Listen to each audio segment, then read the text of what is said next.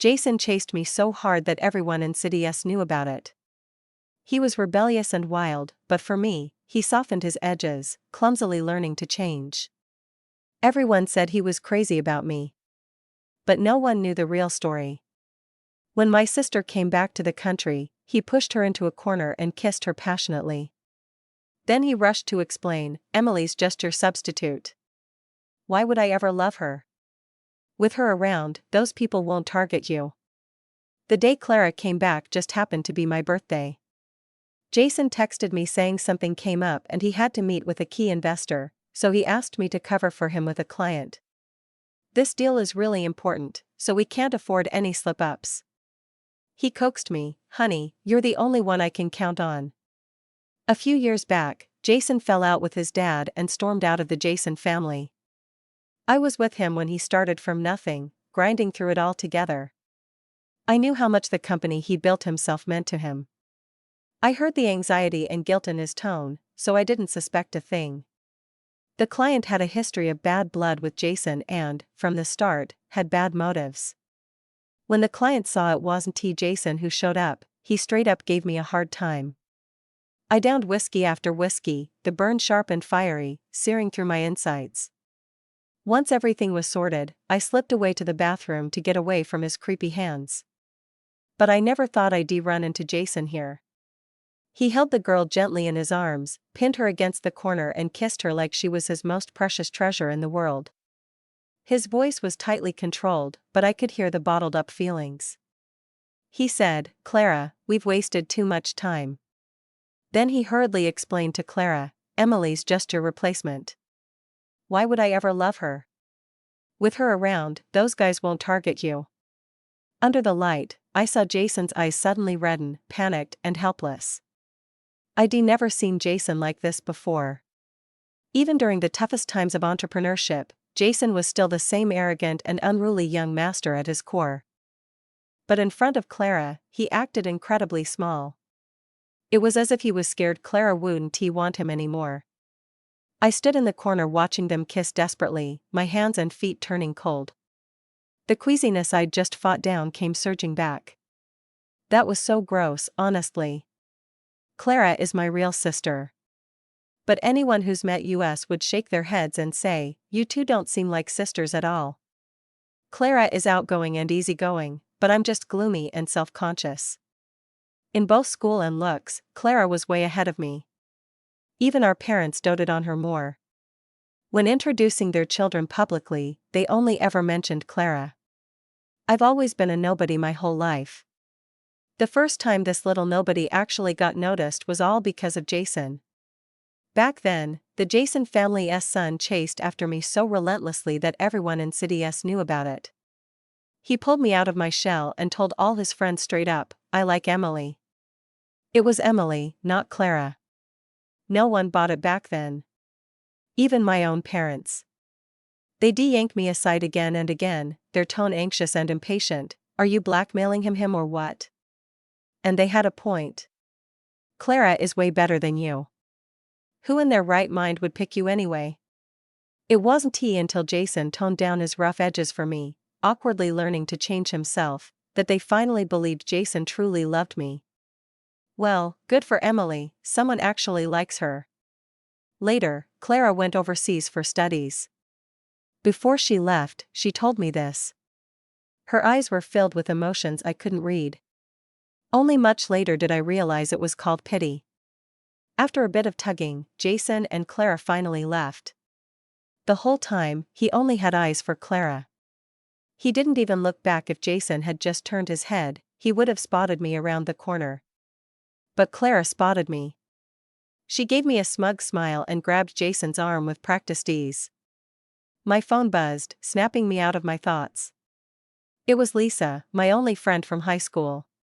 She complained, "I know you can't stand Clara, but come on, even if the reunion's partly for her welcome back, we're still classmates." "You were really gonna bail on us like that?" "Class reunion?" I was stunned. "When was this announced?" "Just a few days ago. The class monitor personally sent out individual text invites to everyone." I immediately checked my messages but couldn't find the invite. but Lisa said I turned it down. No one else but Jason could get into my phone. So I just called Lisa right then. Sorry, I'm actually free now. Where are you guys?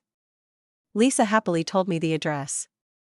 When I walked into the banquet hall, the crowd was egging Jason and Clara on to exchange a reunion hug after all this time. Clara opened her arms wide toward Jason with a laugh, effortlessly confident. Lisa stood nearby, fuming with rage. When she saw me walk in, her eyes lit up. She cleared her throat and announced loudly, "His actual girlfriend's standing right here, isn't it a bit much to be hugging another woman in public?" Someone muttered, "Haven't they broken up yet?" and the room instantly turned awkward. When Jason spotted me, a flicker of shock and panic darted across his face. But he still made his way over to Clara and gave her a polite but distant hug. Then they quickly broke apart. Clara grinned at me and joked, "We're just old friends catching up after ages. Besides, Jason is gonna be my brother-in-law anyway, so don't go spreading rumors." Jason stiffened for a second. He came over and slung an arm around my shoulders like none of those earlier lies had ever happened. With a defiant smirk, he declared, "Emily, here's my wife. Anyone who pisses off my wife gets a fist in the face." I heard the frustration in Jason's voice. As he spoke, his eyes never once left Clara. And his grip on my shoulder was painfully tight. Everyone burst out laughing. I smiled through the pain but stayed silent. After that, no one teased Jason and Clara anymore. So they also made a point to avoid me. That was until someone who once had a thing for Clara blurted out, "I heard you got married overseas?" Clara's poised smile stiffened. Clara and I have never been close. But I always knew she was arrogant and self-assured. Hearing that, I glanced up at her, slightly startled. "A friend of mine overseas saw Clara with her husband," the man went on, his voice dripping with fake sympathy. "But Clara, why do you jump into marrying some foreign guy without even checking his background? My friend says he's rich, but he's old and has a bunch of illegitimate kids making a mess back home. I don't recall your family falling on such hard times. Why would you? Are you done?" Jason slammed his drink down, his voice shaking with barely contained rage. He glared coldly at the man. "Need me to shut you up?" The room fell into an awkward silence. The class monitor stepped in to smooth things over. "Jason sure cares about his old friends," the man sneered. "Her own sister didn't even speak up for her, but you're here getting all worked up as her soon-to-be brother-in-law." At this, quite a few people started shooting knowing glances. All right, I saw Clara clench and unclench her fists, though her smile stayed calm. "Thanks for your concern, but I know what I'm doing." "It's not your place to comment." "Fair enough." The man raised his glass and walked up to Clara, reaching out to her as he spoke. "After all, you're a campus belle who thrives in that circle. Even your husband's bastard kids dote on you. I've never gotten over you. Why don't you ditch him and be with me? I won't even care about his." Before he could finish, the man screamed. "I told if you can't control your damn mouth, I'll shut it for you." Jason hurled the shattered beer bottle away, his eyes blazing with fury. "Jason!" I gasped, instinctively grabbing his arm to stop him. "Don't you fucking touch me." Jason, red-eyed, shoved my hand away. He shoved me, and I staggered back, crashing to the floor. "Emily!" Lisa gasped. Shards of glass sliced through my palm and arm, blood gushing out. But Jason didn't hear and didn't look back. He grabbed the man by the collar and threw punch after punch for Clara. It wasn't until Clara called out, "Jason, you hurt Emily." Like the tug of a leash on a dog, Jason immediately obeyed, coming to a halt. His fist stopped dead mid-swing. He instinctively looked over at me. Lisa helped me up carefully, gently pulling me to my feet. Jason saw my injured hand and hurried over, his voice now calm but laced with panic and confusion. "I'm sorry, don't touch me." I pulled back from Jason's hand, watching him freeze where he stood. And then shot him a tight smile. "Jason, Clara seems a bit spooked. Shouldn't you go comfort her?" I asked softly. No one thought I'd react this way. Even Lisa couldn't help tugging my arm, whispering, "Emily, don't say things in anger." The throbbing pain in my palm made it hard to keep the smile on my face. So I turned to the others with an apologetic look. "Sorry, looks like I'll have to leave early." Then the others finally seemed to snap to attention and crowded around, offering their concern. Beneath their words lingered a gleeful undertone, like spectators hungry for a scene. They said things like, "Oh my God, that looks awful. Emily, you should really get to the hospital," but they didn't budge an inch. Their eyes kept darting over to Jason and Clara. Just like all those times before, whenever the three of us were together, people would start buzzing. Jason chased me so hard that everyone in City S knew. Everyone said he was head over heels for me, but no one believed he fell in love with me. Some even bet how long Jason would take to dump me and get with Clara. Yet even after Clara went abroad, they still didn't get the answer they wanted. But that didn't stop them from waiting for the long-awaited drama to unfold. I suddenly got tired of all this drama. So much so that I couldn't be bothered to pretend for Jason anymore. "How much longer are you gonna stand here making a scene for everyone to watch? What's the joke?" Jason scowled deeply, a touch of hurt creeping into his voice. "Emily, don't say things you don't mean. Let me take you to in front of Clara." Jason instinctively dodged calling me wifey. He moved to take me to the hospital when Clara's panicked scream cut him off. No one noticed the man Jason had beaten sneaking toward Clara. He took out all his rage from the beating on Clara. "You filthy bitch." The man yanked her hair, pressing a steak knife against her face with a vicious grin. "You've got some nerve, just got back and already messing around with your sister's boyfriend?" He spat furiously, the knife inching closer to Clara's face. "Let us see how you'll look down on me after I ruin that face." I saw Jason's expression suddenly shift. He didn't hesitate to let go of my hand, charging over to defend Clara again. Shielding her close behind him. He whispered for her to close her eyes and not be scared. Jason kicked the man down so hard he couldn't get back up. Jason, furious, was beating the guy to a pulp.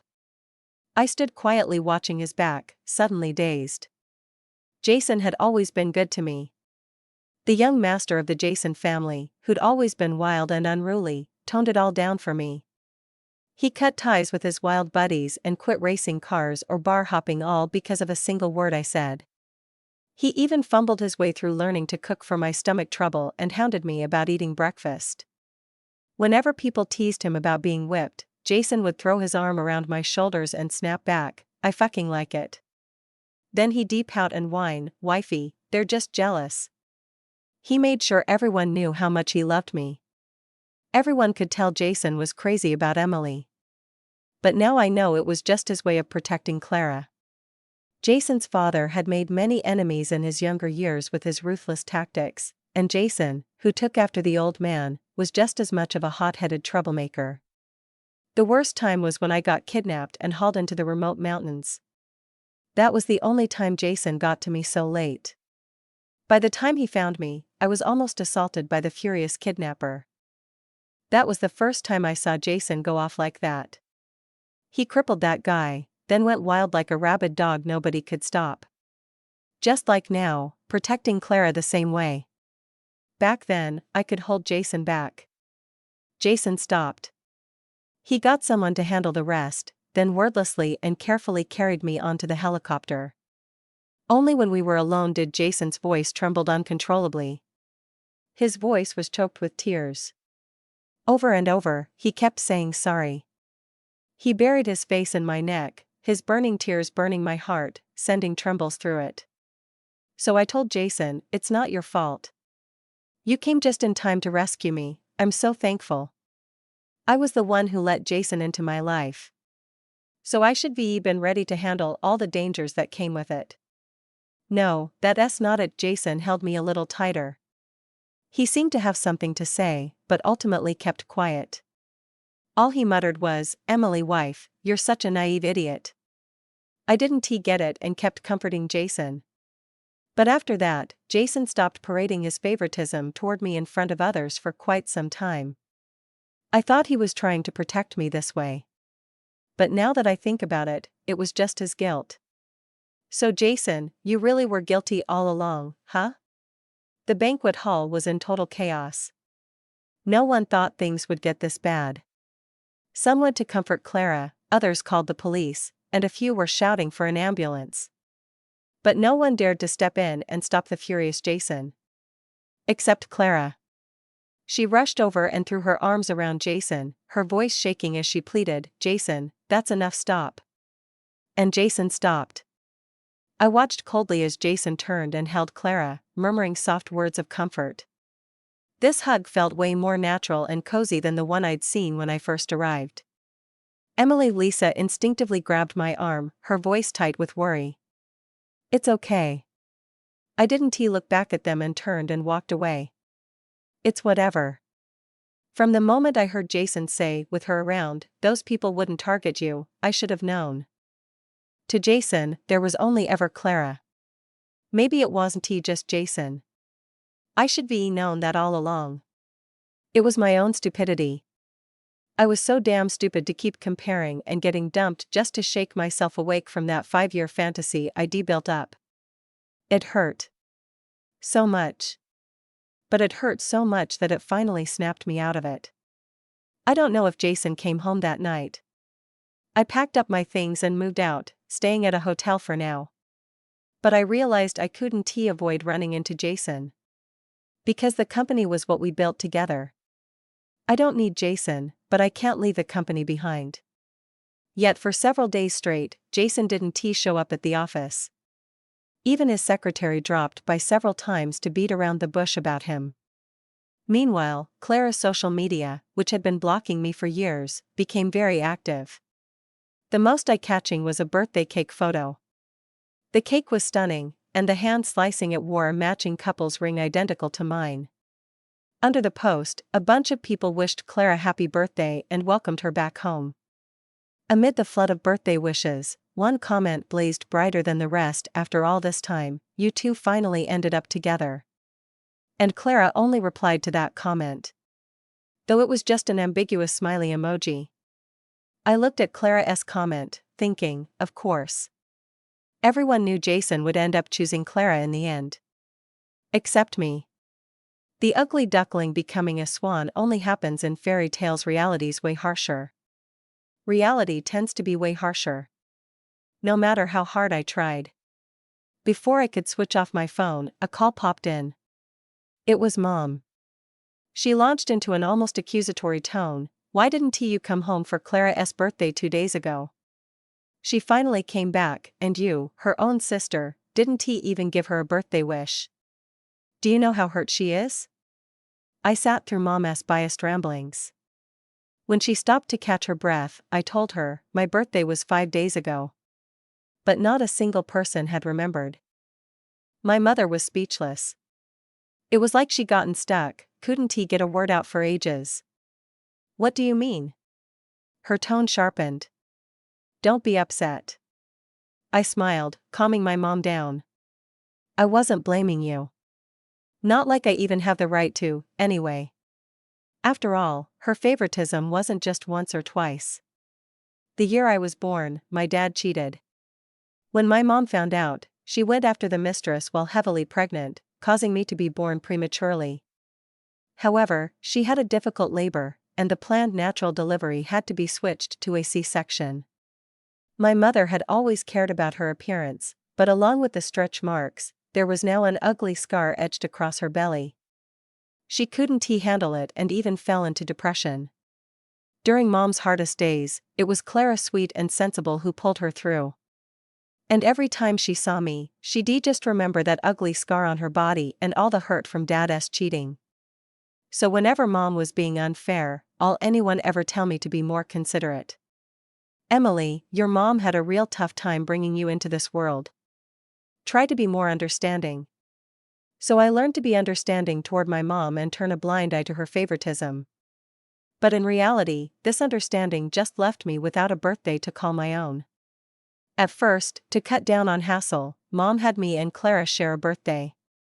My birthday got pushed back to make way for Emily's celebration. But over time, there was only one birthday crown left, and only one person got the birthday wishes. They even stopped remembering when my birthday was. So I told my mom, Jason is already there with her for the birthday. Me showing up would just ruin the mood anyway. Don't bring Jason into this. My mother snapped. You were never good enough for Jason. Who knows what underhanded tricks you pulled to trick him? She kept talking, but I stopped listening. I was just holding the phone, staring blankly at the floor, my whole body going cold.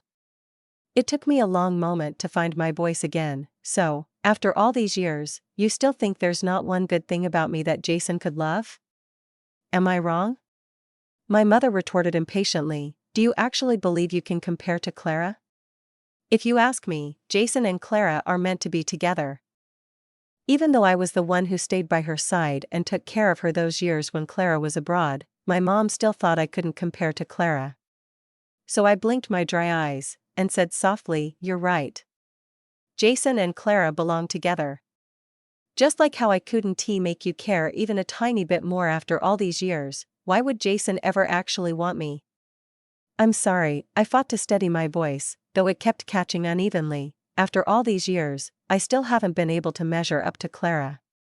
But if I could choose, I wouldn't want to be your daughter either. When I said that, I felt a relief like I'd never known before. No one needed me, and in turn, I learned not to need anyone. I grew up lonely yet resilient. You know, I'm actually doing pretty well now. But I didn't get to hear my mom's response. Because Clara took over the phone. She said, Emily, let's talk. I turned down Clara's request to meet. She didn't give up and sent me 2 photos. One showed Jason at a restaurant, with the Eiffel Tower towering through the window behind him. He had studied in Paris before. The other photo was a commercial shot of Clara. She was holding CA's soon-to-be-released new product. That photo hit me harder than the first one. I stared at it for a moment before asking Clara, what do you mean? CA, Clara. Clara called me directly, her voice laced with laughter. Who is a better fit for CA's new product than me? I was in charge of CA's new product promotions and brand ambassador selection. We originally signed rising movie star Jenny for the campaign. To get in touch with Jenny, I'd spent 6 months tailing her between film sets. Ventured into deep mountains and deserts, put in a lot of effort, and finally convinced her. And just like that, Clara was taking her place. Since I'm back in the country and need some exposure, Jason handed me this chance. I heard you handled the previous brand ambassador, so you'll need to reach out and cancel with them. Clara spoke in the tone of a mistress. At the end, she tacked on like an afterthought, and I heard you were once kidnapped and taken into the mountains? No wonder Jason had to rush back in such a hurry that day. Jason was back. He acted like nothing happened, he pouted and asked where I'd been. His voice was slurred, honey, I feel terrible. I could tell he was drunk. No use arguing with a drunk. So I hung up and blocked Jason everywhere. But he rushed straight to my office. The entire office watched as Jason stumbled into my office in a panic. He looked flustered and asked nervously, honey, are you upset with me? I told my assistant to close the door and clear out the crowd of onlookers on her way out. Then I told Jason, not mad. I shouldn't be upset over someone who asks nothing to me now. Jason froze. But he quickly bounced back, pulling out a beautifully wrapped box from his pocket, his eyes bright as he looked at me. Honey, look. Your birthday present. It was custom made, so it took a bit longer. Jason subconsciously licked his lips, nervously promising me, but I swear I didn't forget your birthday on purpose, I promise. I looked down at the box in his hand. And suddenly remembered something the moment that made me say yes to being with Jason. Growing up, if there was one thing I could beat Clara at, it was my grades. So when Clara casually mentioned, I wish I could go to school with Emily, my mom insisted I skip a grade to join her class. It was all so she could support Clara, an art student prepping for her exams. At first, everyone paid extra attention to me for being Clara's sister. But soon, they got bored. I was dull and boring, just a bookworm who did nothing but study. Clara and I are polar opposites. Most importantly, they sensed Clara didn't like me. So they started bullying me. Jason used to be part of that group. But one day, he suddenly stepped in front of me with bold arrogance, staring down those bullies. "Emily's under my wing now," he declared. He brought me breakfast, asked me about homework problems, and swore we'd get into the same university together. He even declared to his friends outright, "Yeah, I like Emily." No one bought it, me included. Until on my birthday, Jason dragged me out of evening study. On the dark playground, he took out the birthday cake he'd gotten ready, lit the candles and "Happy Birthday." The faint candlelight lit up the tiny beads of sweat on his nose. His eyes were shining brightly as he swore, "I'll spend every birthday with you from now on." That was the first birthday I'd ever had that was truly my own. And because of that promise, because of those words, Jason and I got together right after the college entrance exams ended. And I stuck with him through 5 really tough years. But Jason ended up breaking his promise. Well, it's not like he exactly broke his promise. After all, the promise was stacked with lies from the start. "Honey, aren't you gonna open it and see?" Jason's hesitant voice snapped me back to reality. I didn't look at him. "No need to open it." "What do you mean there's no need to open it?" Jason was flustered. He opened the box, revealing a delicate ring resting inside. In just half a month, Jason and I were supposed to get married. He looked at me pleadingly. "You said the ring didn't fit before, so I got a new one custom made. Try it on." As he spoke, Jason reached to slip the ring onto my finger. I jerked my hand back so violently that the diamond ring went flying from Jason's grasp. "Don't you touch me." I realized I hated his touch more than I ever imagined. It disgusted me so much I couldn't help retching. The ring clattered to the floor. Jason stared blankly at the floor. After a long moment, he forced a stiff smile. "How could I be so clumsy? Can't even hold anything properly." He crouched down to carefully pick up the ring, his eyes rimmed red when he raised his head. "Honey, don't call me that," I cut him off sharply. And then I told him, "Jason, you're disgusting. So don't you ever touch me again." I said each word slowly and clearly. Jason stared at me, the color draining from his face bit by bit. "You're still mad at me, right?" He chuckled lowly. "You're mad 'cause I stood up for Clara that day, huh?" Jason said he thought he was still into Clara. "But when I was with her those days, even my dreams were filled with you." I started pulling away from Clara's touch. It made me feel gross, this indescribable kind of gross. I thought I'd be happy when Clara returned, but whenever I was around her, all I felt was bitter frustration. He said he spent 5 days realizing he didn't actually love Clara. He was just unwilling to let go. Jason looked at me, his voice choked up. "Emily, I think I actually fallen in love with you." He called my name again and again, each "I'm sorry" clinging to the syllables of my name. The once proud and arrogant man was practically kneeling at my feet, looking utterly defeated. So I sighed and crouched down to meet his gaze. Jason thought I'd forgiven him, and his eyes lit up instantly. But I just told him, "Jason, falling for a stand-in who shield her from danger, how much lower can you get?" Jason's lips quivered, but no words came out. It was like his last shred of disguise had been ripped off, laying bare the filthy ugliness within. Jason started sending me flowers. Bouquet after bouquet of red roses kept arriving at my office. Along with the flowers came homemade bento boxes Jason prepared himself. 3 meals a day, without fail. But Jason didn't dare show up himself. He just had assistantly drop everything off. Peachin's so lucky Jason treats her so well. Yeah, I heard Jason used to be such a player, but he's been straightening up bit by bit for VP Chin. Hearing my colleagues' admiring chatter felt like being transported back to my school days. It was just like back then. Everyone praised Jason's devotion and envied my luck. So I had my assistant pass out the roses. "Pollen makes me sneeze. Take them if you want." Immediately, one of the girls beamed and reached for a rose. I'll take a bit of V Peach and S luck then, so I can find a guy as awesome as Jason. Me too. I want one. The big bouquet of roses was quickly handed out, leaving only a few torn petals behind. I looked down at the bento on my desk, then tossed it straight into the trash before everyone's eyes. Ignoring their stunned and bewildered expressions, I smiled and shrugged. I'm allergic to the bento boxes. That's when everyone realized something wasn't right. Especially the girls holding the roses, who looked awkward and flustered. Don't worry. These flowers are pricey, it'd be such a shame to waste them, I reassured them. Emily, did you and Jason have a fight? We didn't fight. I saw Jason standing behind the crowd of colleagues, staring dazedly at the roses in their hands. When his eyes landed on the familiar packaging in the trash, they welled up again. So I glanced at Jason and gave a soft laugh. I've simply upgraded my options. I handed in my resignation to Jason.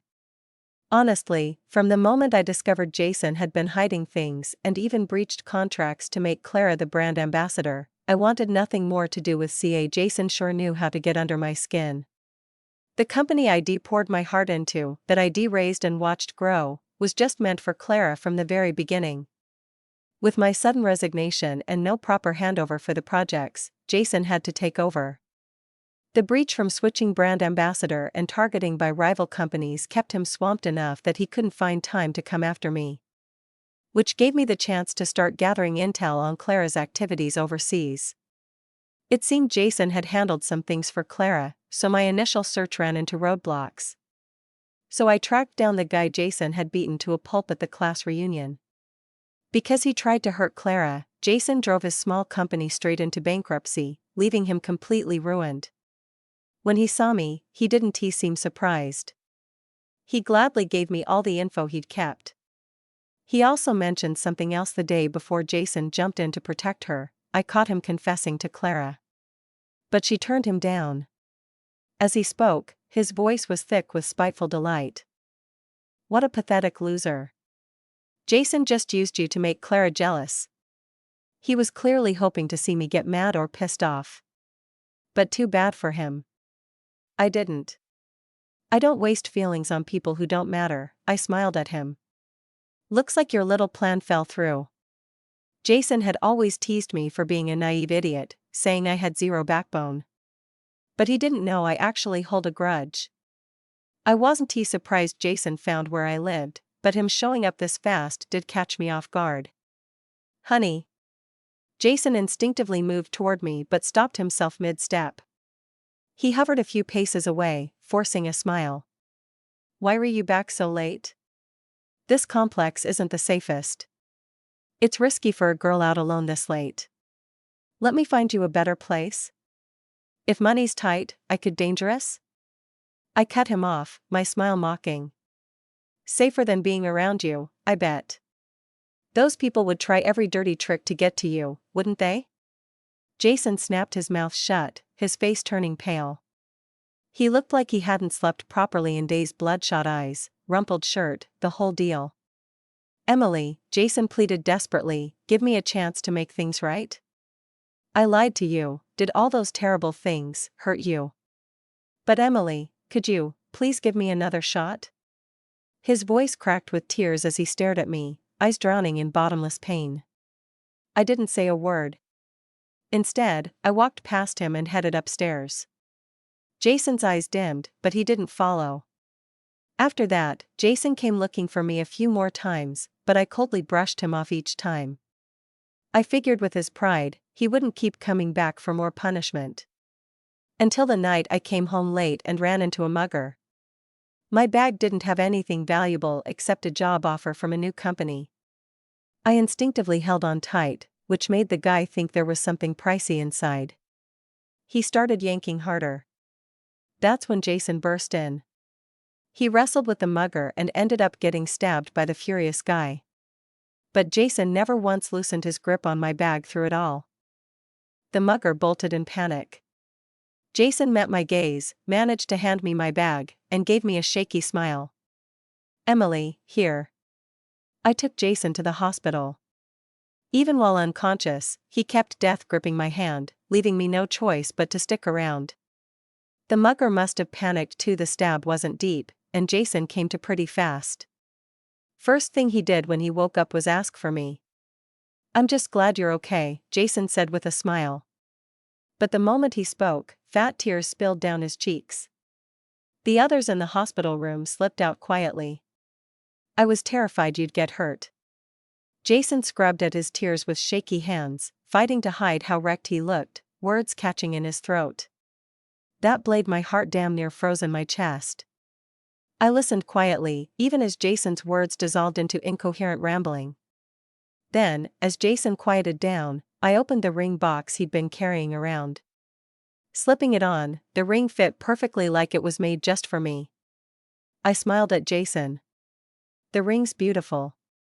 Then I watched the light in his eyes spark back to life, flickering brighter with each passing second.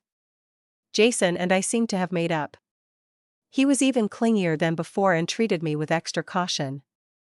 It was like he was trying to make up for everything he owed me. And it was like the Clara mess between us never even happened. Jason was gradually feeling out how I felt about him. He was terrified of upsetting me, keeping himself humble to the point of self-effacement. I hadn't gone back to CA either. Jason tentatively asked if I wanted to come back, but I said no. He paused, then awkwardly covered it up. "It's okay. I can take care of you. There's so much work at the company, and I don't want you getting worn out." I smiled and didn't say a word. The wedding we originally planned went ahead as planned. Jason was over the moon when I agreed. As the wedding drew near, I was just sitting around like it was none of my business. Because Jason had taken care of everything himself. All the original wedding arrangements were cancelled and completely redone. He seemed afraid something might go wrong, so he took care of everything himself. Even the wedding gowns had been hand-picked by Jason after endless comparisons, and he sent over a few options for me to choose from. "This one," I said, casually picking one without even looking. I didn't even try it on. Jason's eager smile froze. He stared at the wedding dress, lost in thought, then smiled and nodded. "That's the one I had in mind too." Knew my wife and I were totally in sync. Jason had the wedding dress taken away. "You only need to look beautiful as my bride." He kissed me gently, his eyes reddening. "I promise I'll treat you really, really well." He swore solemnly. I smiled and hummed in response, quietly watching Jason's back as he walked away. "Jason, you still don't know me at all.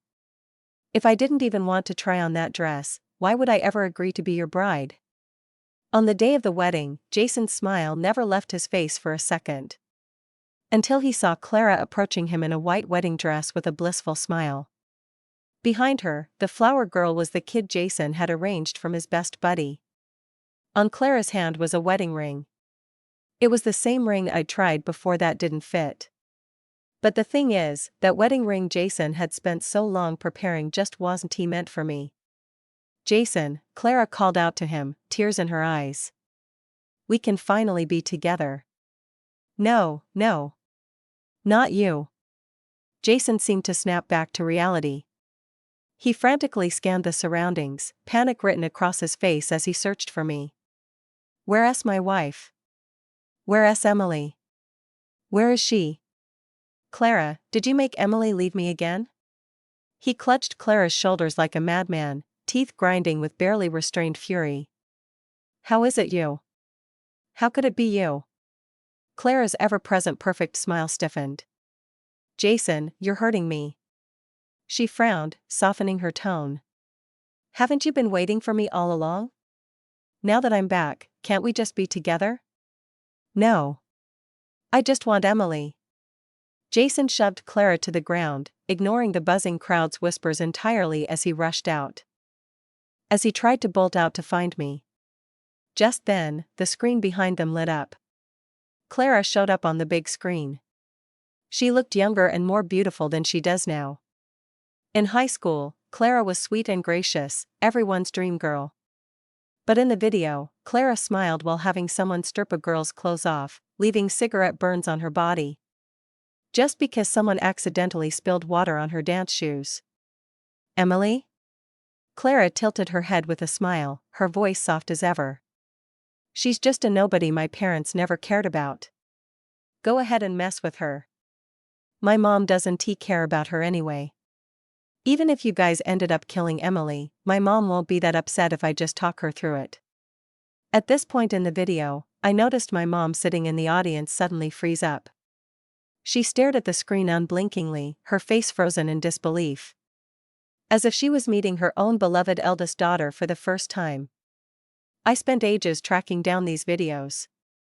Before going abroad, Clara had someone cover up her unsavory past. Everything people do leaves some trace behind in this world. The latter part of the video covered Clara's time abroad. She married an older man, then seduced his illegitimate son and plotted with him to kill the wealthy man for his inheritance. Clara panicked. She tried frantically to shut off the video, but Jason held her back. Ignoring Clara's screams and pleas, Jason coldly forced her to watch the whole video play out. When the video ended, the police showed up. I called the cops. Clara's face was smeared with tears, her once carefully styled look now disheveled and ridiculous. It's not me. I didn't do any of this. All lies, total lies. She screamed, her throat raw, sobbing uncontrollably.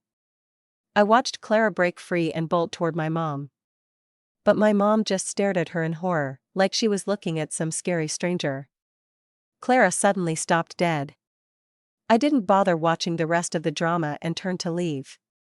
Enough is enough. Clara had been chosen as the brand ambassador for CA's new product. After her scandal broke, CA's image tanked and their stock prices crashed.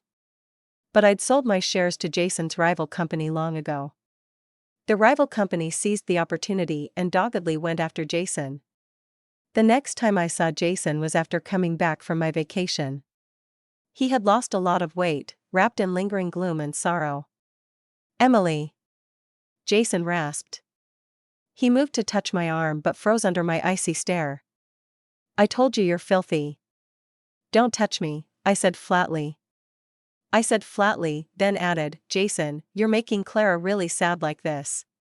You've been waiting for her all these years, protecting her all this time. Even though she's locked up now, I bet you love her so much you'll still wait for her, right? Jason staggered for a moment. His voice was strained. I haven't been waiting for her. But honestly, sometimes I really envy Clara, I smiled, pretending not to hear Jason. Seems like she just needs to stand there doing nothing, and people queue up to love her. We're sisters, but we couldn't be more different. The things I struggled so hard to get, Clara could snag effortlessly and end up with even more.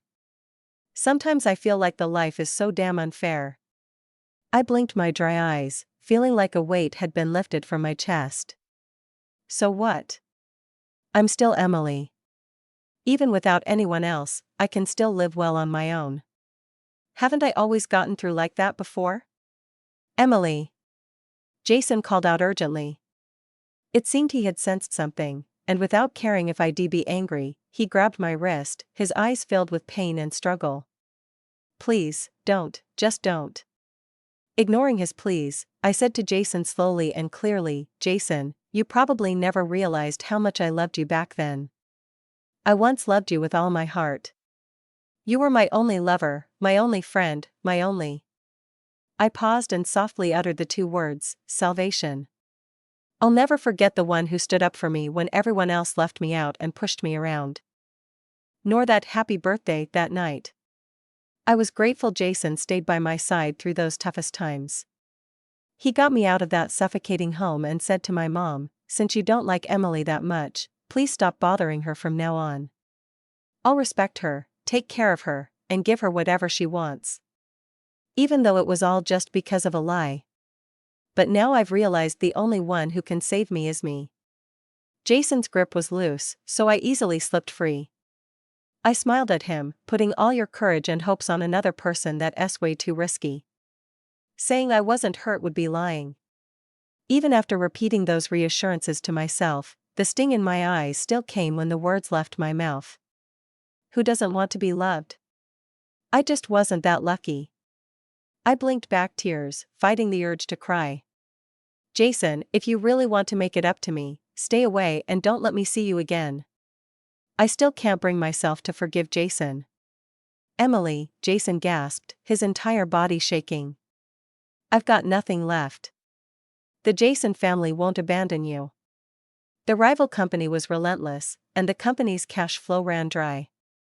In the end, the Jason family stepped in.